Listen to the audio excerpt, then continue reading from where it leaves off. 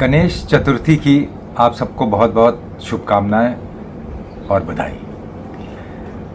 आज जब गणेश चतुर्थी के दिन मैंने गणेश जी की प्रतिमा को एक बार ठीक से देखा। हमेशा ही देखता हूँ, हम लोग गणेश जी की स्थापना अपने घर में हर वर्ष हर तरह से करते ही हैं। और तो मुझे अचानक ये ध्यान में आया कि गणेश जी की हम पूजा करते हैं, साल भर करते आ रहे हैं उनका, लेकिन हमने कुछ गणेश जी का जो वाहन है, हम सब लोग जानते हैं, जो कि एक चूहा है, उसको हमने बहुत इग्नोर कर रखा है। मेरे दिमाग में कई सवाल आए कि एक तरफ तो हम जब लक्ष्मी जी का आवाहन करते हैं दिवाली में, तो ऐसी धारणा है कि लक्ष्मी जी अपने वाहन उल्लू पर हमारे घरों में प्रवेश करती हैं और हम उनका पूरा स्वागत करते हैं। लेकिन हम चूहे को कभी इतना महत्व नहीं देते। हमारे कैलेंडर में, हमारी मूर्तियों में ज़रूर वो हर जगह दिखाई देता है। उसके पीछे बहुत सी कहानियां हैं, और कि कोई असुर था जिसको अपने काबू में करने के लिए, मतलब वो बहुत डिटेल में कहानियां अवेलेबल हैं, इसलिए मैं उन्हें रिपीट नहीं करूंगा। उसको अपने वश में करने के लिए गणेश जी ने उसको अपना वाहन बना लिया।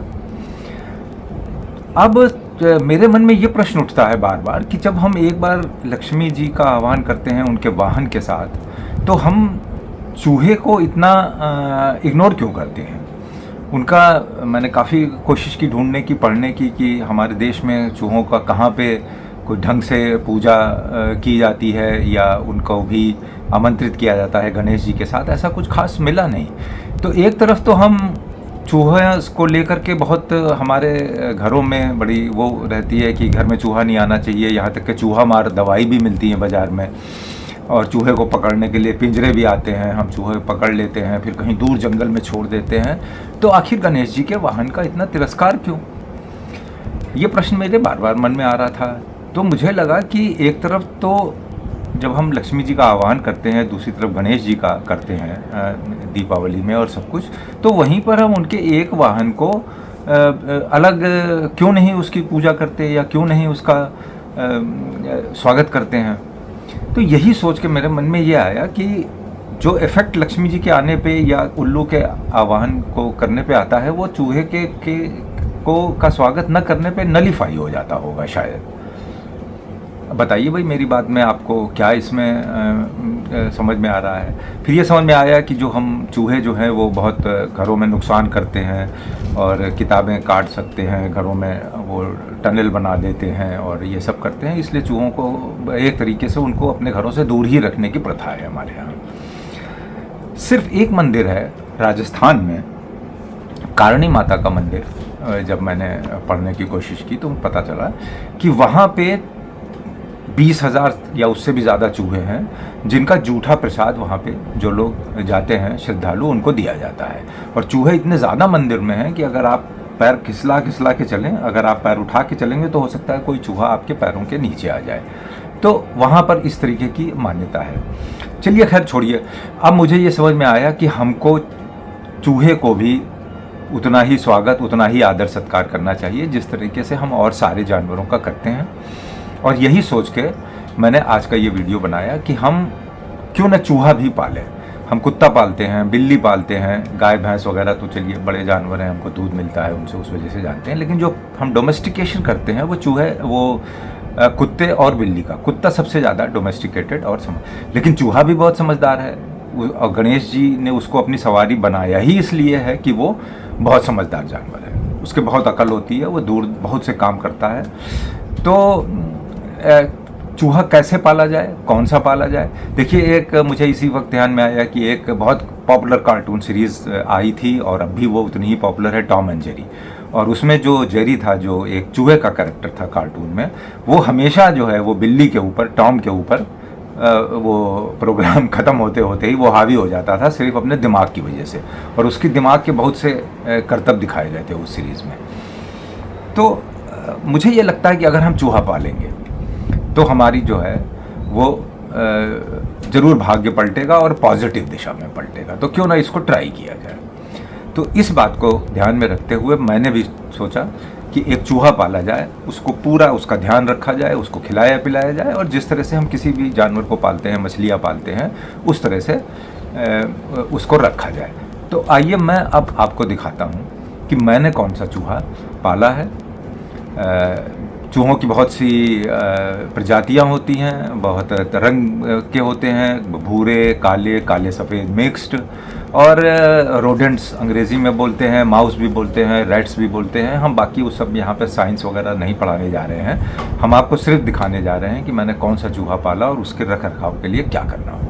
ये है हमारा चूहा, जिसको कि यहाँ पर हैमस्टर बोलते हैं, इंटरनेशनली इसको हैमस्टर ही बोलते हैं।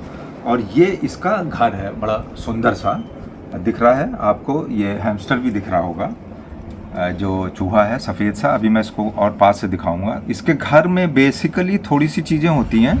ये जो है ये टिश्यू पेपर है, काट के इसका बेड बना दिया जाता है, ताकि जब इसका पूरी 3-4 दिन में सफाई की जाए, जो इसकी जो एक्सक्रीशंस हैं, एक्सक्रीटा है, वो सब साफ़ किया जाता है। ये इसको पसंद होता है कई तरीके के सीड्स, ग्रीन्स, ये सब खाने के लिए।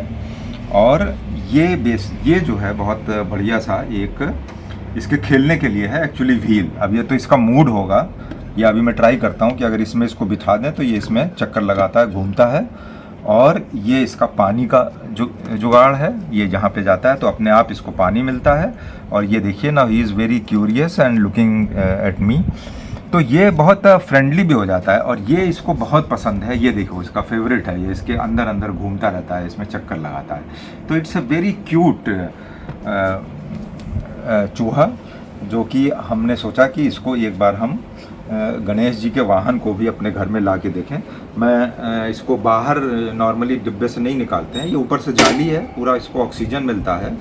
और इसको ये ज़्यादातर ये रात में जागता है, इट्स अ सेमी नॉक्चूर्नल एनिमल, और सुबह और दिन में काफ़ी सोता है। इस समय ये अच्छा है कि ये बहुत एक्टिव हो रहा है। और ये इसका घर का डिब्बा है, इसको ये कहीं पर भी सो जाता है, लेकिन हम इसको बंद कर देते हैं डब्बे को यहाँ पे, तो ये उसमें ये आराम से जा कर के सो सकता है। सो नाउ ये इधर किनारे चला गया है। मैं ट्राई करता हूँ कि ये मेरे हाथ में आए तो मैं आपको पास से क्लोजअप दिखाऊँ इसका।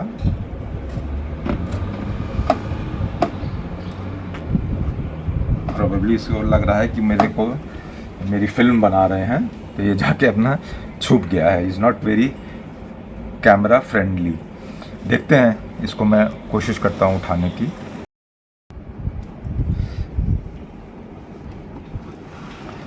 सो लेट मी सी अगर ये आता है। और ये इस समय काफ़ी एक्टिविटी हो रही है, तो ये थोड़ा सा डर भी सकता है। ये उसमें चक्कर लगा रहा है, यू सी, बहुत बढ़िया सा। अब ये फिर घूम के आएगा। कम ऑन, आजा। हाँ, ये यस,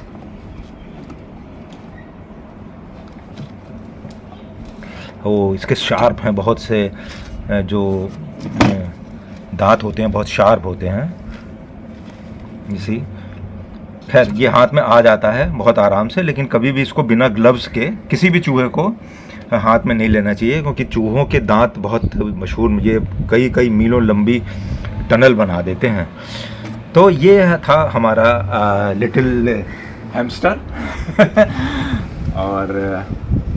और ये अब इंडिया में भी ये वाली प्रजाति जो पाली जाती है, ये मिलने लगी है बड़े बड़े शहरों में। आप ट्राई करो, आप जिस भी शहर में हो, कोलकाता, दिल्ली, बॉम्बे में काफ़ी चलन हो गया है ये हैमस्टर को पालने का।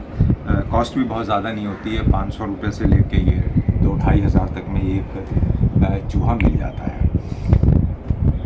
बाद में मैं ये ज़रूर कहना चाहूँगा कि बहुत से वीडियो बनते हैं, बहुत सी बातें कही जाती हैं, आप ऐसा करिए तो ये हो जाएगा, वैसा करिए तो ये घर जाएगा, और ये पेड़ यहाँ लगा लीजिए, वास्तु की बहुत सी चीज़ें की जाती हैं। सब कुछ आपकी आस्था के ऊपर डिपेंड करता है कि आपको कितना विश्वास है किस चीज़ में। इसी तरह से जानवरों को पालने के बारे में भी तमाम सी भ्रांतियाँ हैं। मछली पालिए तो ये होगा, मछली का एक्वेरियम इधर इस दिशा में रखिए, उस दिशा में रखिए। लेकिन फिर भी मैं एक बात कहूँगा कि ये सब बातें अपनी जगह हैं, कितनी सही हैं कितनी गलत हैं कुछ नहीं पता, लेकिन कोई भी काम जब तक आप कर्म नहीं करेंगे तब तक वो संपूर्ण नहीं होगा। अगर आपको बच्चा चाहिए तो पत्नी के संग संभोग तो करना ही पड़ेगा ना। ऐसा तो है नहीं कि समोसे पे जो है वो चटनी डाल लेंगे या ऑमलेट डाल के खा लेंगे तो हो जाएगा। तो इस बात को हमेशा ध्यान में रखिए और आप इस गणेश जी के वाहन को ज़रूर प्रोटेक्ट करिए, ज़रूर पालिए, देखिए क्या होता है।